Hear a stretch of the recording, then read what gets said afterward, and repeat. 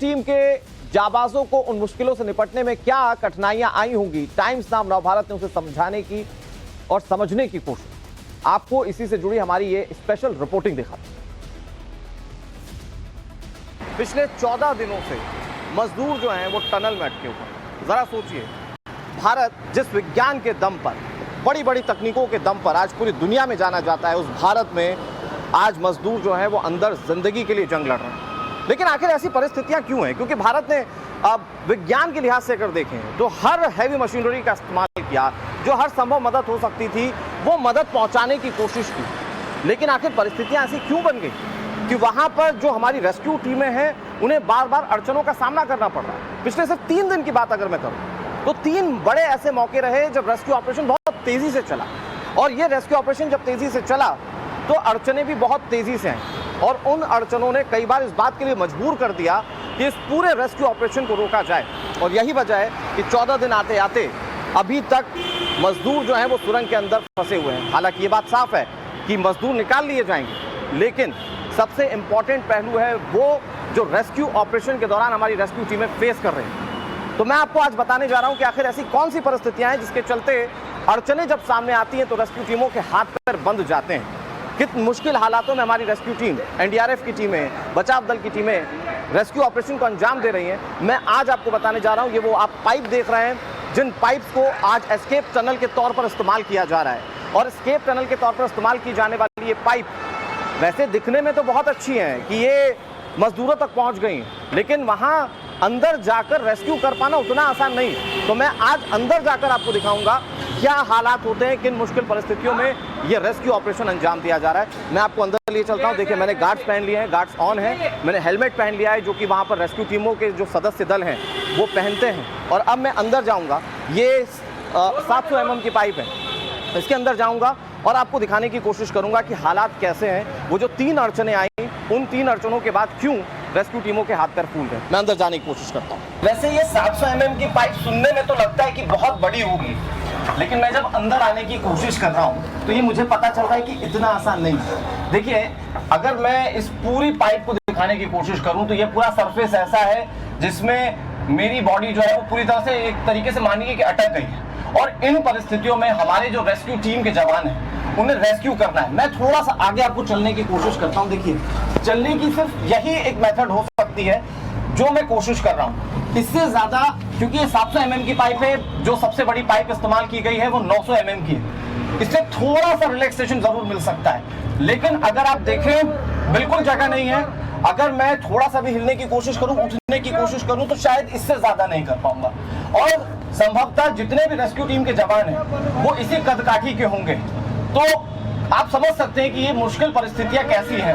और इन परिस्थितियों में जब चुनौतियां आती हैं तो वो चुनौतियां बहुत ज्यादा बड़ी दिखती हैं। मैं थोड़ा सा आगे चलने की कोशिश करता हूं। देखिए, कुछ थोड़ा हल्का सा क्रॉल किया है मैंने और सांस फूलने लगी। ऑक्सीजन, चूंकि यहाँ एक हिस्सा जो सामने वाला है वो बंद है, तो ऑक्सीजन इतना आसानी से नहीं आ रहा है। अब मैं थोड़ा आगे और चलने की कोशिश करता हूं ताकि इन परिस्थितियों को और बेहतर तरीके से आपको बता पाऊं। देखिए, चलने का तरीका मैंने जैसा पहले भी कहा कि यही तरीका है। अब जो पिछले 3 दिनों में अड़चनें आई हैं उन अड़चनों को एक एक करके समझिए। मैं आपको बताऊं, जितनी देर में मैं सिर्फ बात कर रहा हूं इतनी देर में मेरी ये गर्दन जो है ना, यहां से दुखने लगी। तो आप सोचिए कि रेस्क्यू ऑपरेशन तो कितने वक्त से चल रहा है, और ये जो ऑपरेशन चलता जा रहा है उसमें रेस्क्यू टीमें किस दिलेरी के साथ, किस मजबूती के साथ ऑपरेशन को अंजाम दे रही है। और अगर आपको ये लग रहा है कि सिर्फ चुनौतियां इतने भर हैं, तो नहीं, ये सुनने में अच्छा लगता है क्रॉल करके बाहर आ जाएंगे, सिर्फ 50 मीटर की डिस्टेंस है, 700 mm की पाइप, 900 mm की पाइप, लेकिन ऐसा नहीं है। ये स्थितियां बहुत विकराल है। अब देखिए, मैं थोड़ा सा और धीरे से आगे आने की कोशिश करता हूं। अब मैं आपको बताता हूं, देखिए क्या हुआ। जो सबसे पहले खबर आई कि जो रेस्क्यू ऑपरेशन है वो जल्द पूरा हो सकता है, उसी दौरान अचानक ये पता चला कि ड्रिल करते करते जब 12 मीटर की ड्रिलिंग बची थी तो ये पता चला कि वहां पर एक बहुत बड़ा एक हर्डल है, और वो हर्डल लोहे का है। क्योंकि जब टनल बनाई जाती है तो मैं आपको बताऊं उसके अंदर बहुत अच्छे खासे लोहे का इस्तेमाल किया जाता है, और उस जब लोहे का इस्तेमाल किया जाता है वो उसकी मजबूती के लिए, तो वहां पर सबसे पहले ये देखा जाता है कि वो कैसे प्लेस्ड, उससे पूरा स्ट्रक्चर तैयार किया जाता है। जब टनल ढही तो वही लोहा सबसे बड़े पैमाने पर नीचे आ गया। उस मलबे को जब हटाया जा रहा था, जब ऑगर मशीन ड्रिल कर रही थी, तो वो आगे आते आते जब ऑगर मशीन से टकराया तो ऑगर मशीन जो थी वो तकरीबन लैप्स हो गई, वो काम करना बंद कर चुकी थी। फिर उसके बाद मैं आपको बताऊं हुआ क्या। उस ऑगर मशीन को जब हटाना पड़ा वहां से, जब वो बाहर निकली तो इसी पाइप के माध्यम से रेस्क्यू टीमें अंदर गई। उन रेस्क्यू टीमों ने एक एक करके उस लोहे को काटना शुरू किया। उस लोहे को मैं आपको बताऊं, क्योंकि सुरंग में अच्छा खासा लोहा इस्तेमाल होता है, जब उस लोहे को काटना शुरू किया गया तो गैस कटर मशीन का इस्तेमाल किया गया। वो गैस कटर मशीन, जैसे मैं आया हूं, आप सोचिए भारी भरकम गैस कटर मशीन ठीक इसी रास्ते से आई, और इन्हीं रास्तों से पीछे पीछे 1 2 3 कई सारे रेस्क्यू मेंबर्स जो थे वो आते गए। अब मैं आपको दिखाने की कोशिश करूं तो इस रास्ते में एक व्यक्ति के अलावा कोई दूसरा व्यक्ति बराबर या पैरेलल नहीं आ सकता। तो अगर व्यक्ति आगे आएगा, उसके साथ अगर मशीनें हैं, तो वो मशीनें आगे आगे चलती रहेंगी, सिर्फ पुश किया जाता रहेगा, और वो पुश जो है वो आगे सहयोग के तौर पर आता जाएगा। तो वो जो गैस कटर मशीन वहां पर पहुंची, वहां से तकरीबन 1 क्विंटल लोहा जो है वो काटा गया। सिर्फ काटना वह टास्क नहीं था, बड़ी चुनौती थी कि उस लोहे को काटकर यहां से बाहर कैसे निकाला जाए। अगर मैं आपको दिखाने की कोशिश करता हूं, बाहर जाना होगा तो कैसे जाएंगे, मैं अगर ऐसे घूम कर पीछे जाऊं तो ये मेरे लिए असंभव है। अगर मुझे पीछे जाना है तो मैं कैसे जा पाऊंगा, सिर्फ इसी तरीके से, जिस तरीके से मैं आया हूं इसी तरीके से क्रॉल करके मैं पीछे जा पाऊंगा। तो ये जो लोहा यहां से तकरीबन 1 क्विंटल का लोहा, जो पहली बार हर्डल सामने आया था, वो जो 1 क्विंटल का लोहा था, उसे इसी तरीके से मजदूरों ने मलबे के रूप में गैस कटर मशीन से कन्वर्ट किया, और फिर उसके बाद यहां से उसे निकाला जाना शुरू किया। कैसे निकाला गया होगा, ज्यादा से ज्यादा परिस्थिति क्या हो सकती है मैं बताता हूं। यहां से उस मलबे को निकाला गया होगा और इससे अपने अगले साथी को ट्रांसफर किया होगा।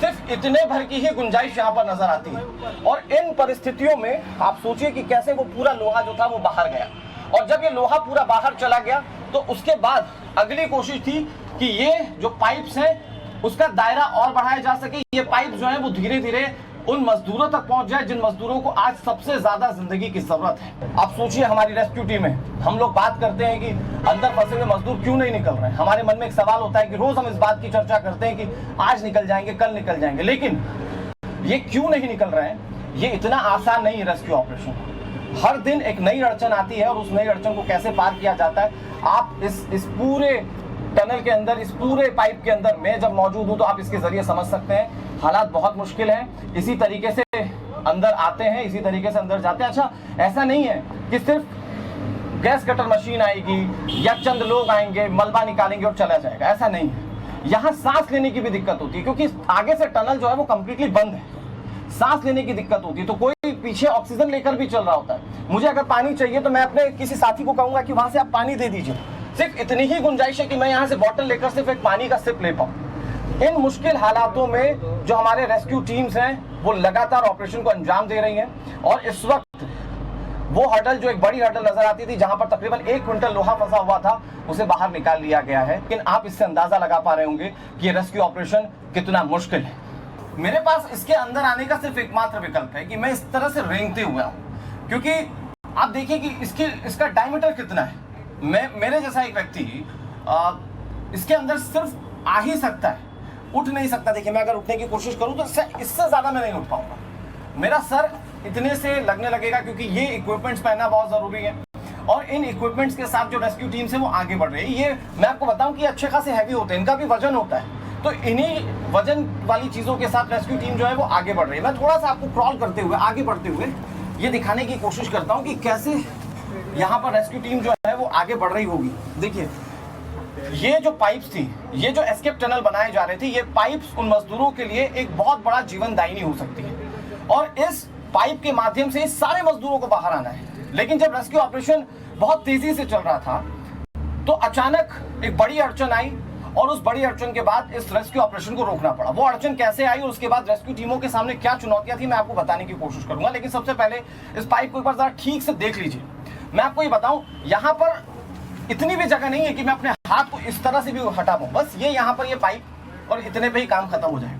तो इन्हीं परिस्थितियों में सिर्फ इतने ही सरफेस एरिया में जो रेस्क्यू टीम है उन्हें आगे बढ़ना है, और सारी चुनौतियों को पार पाते हुए उन 41 जानों को बचाना है, जो जिंदगी के लिए पिछले 13 से 14 दिन से लगातार जद्दोजहद कर रही हैं और ये रेस्क्यू ऑपरेशन इसीलिए बहुत ज़्यादा मुश्किल है। जब आप और हम खबर देखते हैं तो इस बात को सोचते हैं कि आखिर कहाँ बात अटक जा रही है, क्यों इतनी हैवी मशीनरीज होने के बावजूद ये रेस्क्यू ऑपरेशन पूरा नहीं किया जा रहा है। तो ये वजह है क्योंकि सीमित संसाधन है, बहुत सीमित चीज़ें हैं और इन्हीं के साथ रेस्क्यू टीमों को आगे बढ़ना है, इन चुनौतियों के साथ आगे बढ़ना है। देखिए मैं आपको बताऊं, बहुत आसानी से जो ऑगर मशीन है बहुत हाई पावर के साथ आगे बढ़ सकती है, बहुत बड़े पैमाने पर ड्रिलिंग कर सकती है, लेकिन ये हिमालयन रेंज का पहाड़ है जो कि पहले ही दुर्घटनाग्रस्त हो चुका है, सुरंग दब चुकी है। और बड़ी बात यह है कि अगर बहुत हाई पावर के साथ ड्रिलिंग होगी तो फिर एक बार इस पहाड़ के ढहने की आशंका बढ़ जाती है और यही वजह है कि बहुत संजीदगी के साथ, बहुत संवेदनशीलता के साथ रेस्क्यू टीमों को आगे बढ़ना पड़ रहा है। जगह इतनी ही है और इन्हीं में कैसे रेस्क्यू ऑपरेशन को अंजाम दिया जा रहा है अब मैं आपको आगे बताने की कोशिश करता हूं। देखिए मैं और थोड़ा सा आगे चलता हूं, आप समझ जाएंगे कि कैसे आगे चलते हुए जो तमाम रेस्क्यू के जवान होंगे वो रेस्क्यू ऑपरेशन को अंजाम देने की कोशिश कर रहे होंगे, कैसे इन मजदूरों तक पहुंचने की कोशिश कर रहे होंगे। अब से 2 दिन पहले जब ये खबर सामने आई कि आज शाम तक रेस्क्यू ऑपरेशन पूरा हो जाएगा, लोगों की उम्मीदें पूरे देश में बढ़ गई कि सब कुछ बहुत जल्दी ठीक होने जा रहा है। लेकिन अचानक एक अड़चन आ गई, क्योंकि जब सुरंग बनाई जाती है तो उसके अंदर बहुत हैवी मेटल्स इस्तेमाल किए जाते हैं। ये हैवी मेटल्स ऐसे होते हैं जो कि पूरा स्ट्रक्चर खड़ा करते हैं उस पूरी सुरंग का। और जब सुरंग गिरी होगी, जब वो टनल गिरा होगा, तो वो जाहिर बात है कि जो मेटल्स होंगे, वो लोहे जो होंगे, वो नीचे आए होंगे। जब 50 मीटर की खुदाई की जा रही थी, तकरीबन 39 मीटर की खुदाई हो चुकी थी, तब जाकर वो मेटल्स जो थे वो ऑगर मशीन के आड़े पड़ गए और उस मेटल को हटाने के लिए बहुत चुनौतियों का सामना करना पड़ा। जो पाइप का पूरा अलाइनमेंट था, पहले 900 मीटर की mm की पाइप, फिर 800 mm की पाइप और फिर 700 mm की पाइप जो थी वहां पर लगाई गई थी। और जब 39 मीटर की ड्रिलिंग हो गई तो ऑगर मशीन ने काम करना बंद कर दिया। फिर उसके बाद जो असल जंग थी रेस्क्यू टीम की वो शुरू हो गई। यहाँ पे अगर आप देखें सिर्फ इतना ही टनल में सरफेस हिस्सा है और जब वो मेटल आया, जब तकरीबन 1 क्विंटल का मेटल आया, तो वहां पर रेस्क्यू टीमों को उस मेटल को काटना और उसे बाहर ले जाना एक बड़ी चुनौती। अगर मैं आपको दिखाने की कोशिश करूं कि इसमें जगह कितनी है, मेरे जैसा सिर्फ एक आदमी इसमें आ सकता है। इसी तरीके की बॉडी स्ट्रक्चर के तमाम जो रेस्क्यू जवान होंगे वो होंगे, तो वो जब अंदर गए होंगे तो एक ही व्यक्ति एक टाइम पर इसी तरीके से आगे आ सकता है। देखिए मैं चल रहा हूं, सिर्फ मेरे जैसा एक ही व्यक्ति, कोई पैरेलल साथ में नहीं आ सकता। पैरेलल कोई सामान जा सकता है, इसकी भी गुंजाइश बहुत कम है। और चूंकि वहां पर हैवी मेटल्स जब मिल गए थे तो उसे काटना बहुत जरूरी था। वो गैस कटर मशीन जब मंगाई गई, स्पेशली जो बहुत जल्दी से गैस कटिंग करती है, वो गैस कटिंग करने के लिए मशीन जब लाई गई होगी तो आप सोचिए कि सिर्फ इतना ही हिस्सा रहा होगा, सिर्फ एक व्यक्ति सबसे आगे चल रहा होगा, उसके पीछे पीछे मशीनरीज आ रही होंगी और उसके पीछे धकेलते हुए दूसरे लोग आ रहे होंगे। जब वो गैस कटर मशीन यहाँ पर पहुंची होगी तो ठीक इसी तरीके से उस मशीन को इतना हिस्सा, जितना मैं साइड होकर इतने हिस्से को खाली कर रहा हूं, इसी तरीके से वो मशीन आगे आई होगी और उसके बाद जो आगे यहाँ पर इतने हिस्से में फर्ज कीजिए कि यहाँ पर वो मेटल मिला होगा, इसे गैस कटर मशीन से काटा गया होगा। अब सिर्फ काटना भर चुनौती नहीं थी, इसे ले जाने के लिए भी बहुत ज्यादा जद्दोजहद करनी पड़ी होगी, क्योंकि जिस तरह से आने का रास्ता ये है, अगर मैं आपको दिखाऊं, देखिए उठ के मैं ऐसा नहीं है कि उस तरफ मुंह करके चला जाऊं, ऐसा नहीं हो पाएगा। अगर मैं आया ऐसे हूं, जाना मुझे ऐसे ही पड़ेगा। देखिए जहाँ मैं ऐसे ही पाऊंगा। तो जो रेस्क्यू टीमें हैं उन्हें वो मलबा, जो मेटल का मलबा है जो तकरीबन 1 क्विंटल का था, उन्हें इसी रास्ते से उसे बाहर ले जाना पड़ा होगा। तो ये एक बहुत बड़ी चुनौती थी, काफ़ी देर लगी उसे काटने में। और इसी तरीके से अब ज़रा सोचिए, मैं पिछले 2 से 3 मिनट में आपको सिर्फ इस पाइप के अंदर घुसकर अंदर आकर ये बताने की कोशिश कर रहा हूँ कि क्या मुश्किल परिस्थिति है। यकीन मानिए मेरी गर्दन यहाँ से दर्द हो रही है। ज़रा सोचिए, वो मजदूर तो अंदर फंसे हुए जो जिंदगी के लिए जंग लड़ रहे हैं, लेकिन उस रेस्क्यू टीम का सोचिए, वो कैसे इन मुश्किल हालातों में इस सारे रेस्क्यू ऑपरेशन को अंजाम दे रही है। किसी के लिए आसान नहीं हो सकता, बहुत मुश्किल परिस्थितियां हैं जिसमें इन ऑपरेशंस को अंजाम दिया जा रहा है। अच्छा, सिर्फ ऐसा नहीं है कि ये गैस कटर मशीन से मलबा काटा तो इसका सिर्फ मलबा निकालना है। यहाँ पर बहुत सारी चीज़ों की ज़रूरत होती है, क्योंकि सामने से सुरंग जो है वो बंद है, पाइप जो है आगे मलबा अटका हुआ है, उसके आगे सुरंग बंद है। तो यहाँ पर अगर सांस भी लेना है तो वो वहाँ पर ऑक्सीजन को पहुँचाना पड़ेगा। तो कोई ना कोई इसके पीछे चल रहा होगा, जो इस पूरी सुरंग में, इस पूरी पाइप में पीछे चल रहा होगा, जो कि यहाँ पर ऑक्सीजन भी सप्लाई कर रहा हो। तो वो हैवी मशीनरीज, वो ऑक्सीजन थोड़ा बहुत खाने पीने का सामान, अगर मुझे मान लीजिए कि प्यास लग जाए तो मैं अगले व्यक्ति को कहूंगा कि अरे भाई साहब थोड़ा पानी दे दीजिए, वो उसके अगले को हो सकता है कहे, और फिर उसके बाद एक एक करके वो सीक्वेंस वाइज जो है वो पानी यहाँ तक पहुंचे।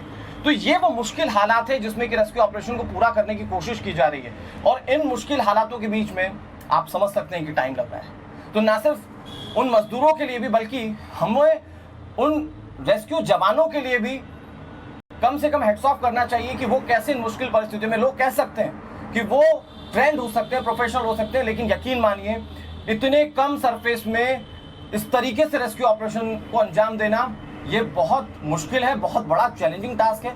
और यही वजह है कि जब ड्रिलिंग बहुत तेजी से आगे बढ़ती है और अगर किसी तरह की कोई अड़चन आ जाती है तो फिर देरी होती है, और यही देरी आपको ये देखने को मिल रही है। लेकिन हेड्स ऑफ उन जवानों को जो लगातार इन मुश्किल परिस्थितियों में अपने रेस्क्यू मिशन को आगे बढ़ा रहे हैं। तो अब तक मैंने आपको इस पूरे पाइप के अंदर आते हुए ये समझाने की कोशिश की कि हालात कितने मुश्किल हैं, लेकिन अगर आप ये सोच रहे हैं कि जो मजदूर इतने दिनों से फंसे हुए हैं, अगर उन्हें निकालना हो और अगर वो मेरी तरह इस तरह से क्रॉल ना कर पाए, इस तरह से वो अगर आगे ना बढ़ पाए या पीछे ना पाए ऐसे, तो वो निकाले कैसे जाएंगे। देखिए मैं आपको बताऊं, वो तस्वीर जिसको लेकर हमने आपको भी दिखाया कि किस तरह से मॉक ड्रिल की गई, उस तस्वीर में साफ देखने को मिला कि जो हमारी रेस्क्यू टीम है उनकी तैयारियां पूरी हैं। वो इस तरह की परिस्थितियों से बचने के लिए उन्होंने पहले से ही इंतजाम किए हुए हैं। ये जो पाइप आप देख रहे हैं, ये क्रमशः जो वहां पर इस्तेमाल की गई है वो 900 mm की, 800 mm की या 700 mm की पाइप्स हैं, और उसमें इतनी स्पेस है कि एक स्ट्रेचर जो है वो इस्तेमाल किया जा सके। तो अगर कोई मजदूर वहां पर, कोई फंसा हुआ श्रमिक भाई,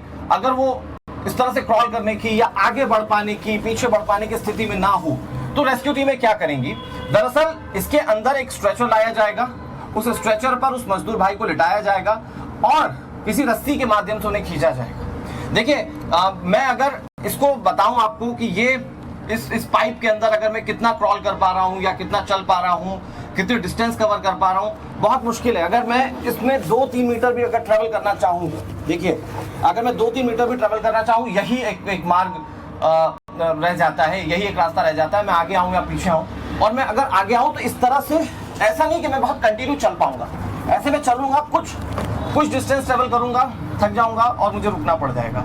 और ऑलरेडी जो मजदूर वहां पर फंसे हुए हैं वो बहुत दिन से, उनका खाना पीना वैसा नहीं है, मेंटली वो डिप्रेस्ड है, तो उनके लिए और ज्यादा चुनौतीपूर्ण होगा, वो कंटिन्यू वैसे शायद ना चल पाए। रेस्क्यू टीम हो सकता है आदी हो इस बात की, तो वक्त काफी लग सकता है। जब ये पूरा पाइप वहां मजदूरों तक पहुंच जाएगा, वो जब इस एस्केप रूट से बाहर निकलने की कोशिश करेंगे, तो उस वक्त हो सकता है कि उन्हें या तो सिर्फ स्ट्रेचर के माध्यम से ही बाहर निकाला जाए, और अगर वो खुद निकलने की कोशिश करेंगे तो ये उनके लिए टाइम कंज्यूमिंग हो सकता है। पहले हालांकि आकलन किया जा रहा था कि एक स्वस्थ आदमी 2 से 3 मिनट लगा सकता है 50 मीटर पार करने के लिए इस तरह से क्रॉल करते हुए, लेकिन यकीन मानिए जब मैं खुद इस तरह की पाइप के अंदर हूँ, मैं इस बात को समझ पा रहा हूँ कि इतना आसान नहीं है। मैं थोड़ा सा आगे आऊँगा, मुश्किल बढ़ जाएगी, सांसें फूलने लग जाएंगी, गर्दन दर्द करने लग जाएंगी। मैंने हालांकि यहाँ पर सेफ्टी इक्विपमेंट जरूर पहने हुए, देखिए एल्बोज पहने हुए हैं, नीज पर मैंने सेफ्टी इक्विपमेंट्स पहने हुए हैं, लेकिन